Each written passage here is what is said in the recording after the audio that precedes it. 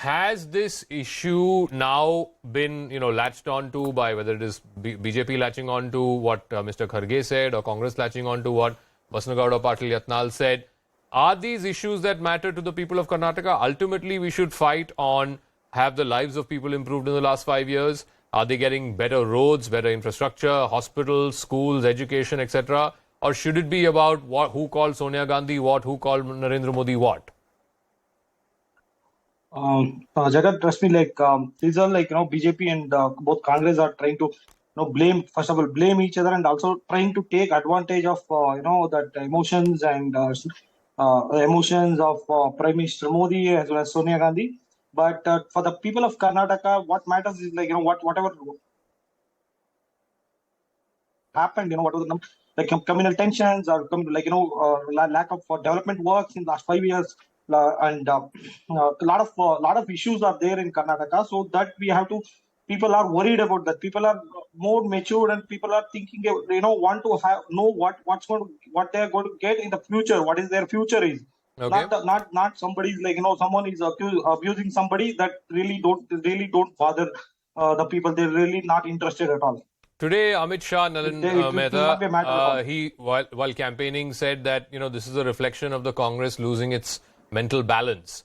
Tomorrow, the Prime Minister is campaigning, both tomorrow and day after, and obviously he's going to turn around and use this attack to his advantage, as he has from in the past, whether it was Motka Saudagar, whether it was this Chaiwala, Neech, etc., etc. There is one school of thought from the Congress which suggests that Karnataka is not Gujarat. What works in Gujarat will not work in Karnataka, and this is a non-issue. So I think while Karnataka is not Gujarat, at the same time the BJP is certainly banking on a Modi bump, as it were. The Prime Minister's roadshow for the next 2 days. The BJP is facing an uphill battle in Karnataka, there's no question about that. But it's hoping that the Prime Minister's connect with Karnataka voters will give it some kind of momentum, because the Prime Minister's popularity remains high. Now, whether that will translate into votes in a state election as opposed to a Lok Sabha election is what we will see in the result.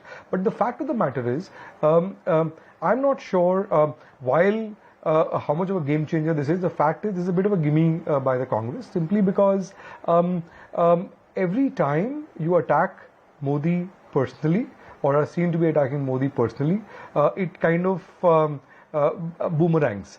So while Mr. Kharge has clarified his comments, the fact that Amit Shah has talked about it publicly today, the BJP before that, the PM is coming tomorrow. Yeah. And there's a reason why in most in BJP campaign videos, they actually make a big deal about all the abuses or comments on the Prime Minister. And then, for example, in that Chalta Chala Re video, there was a whole bunch of things from Chaiwala to so on, with the BJP put up very gleefully. So I think that basically comes from a political perception that Mr. Modi's personal popularity remains high, irrespective of whether you agree or disagree with him, with voters. I mean, you attack him personally, the BJP believes it's going to boomerang, and that's why the BJP is going to tom this a fair bit. No. So what I want to get at is, to the average voter, does this issue matter, or is voting considerations entirely different? And therefore, our political party is missing a trick or two, because this keeps them in the headlines, all right, but does it really matter to the voter? So I think with certain groups of voters, it does matter. And by the way, I don't think voters like tutu meme from either side, a large number of voters, but for the converted, for certain groups of voters, this does matter. It allows you to build momentum in a campaign. But when it comes down to it, when it's really down to it, it's about Bijli Sadak Pani. Okay. And it is about what matters to them on their livelihoods. Okay, livelihoods, Bijli Sadak Pani.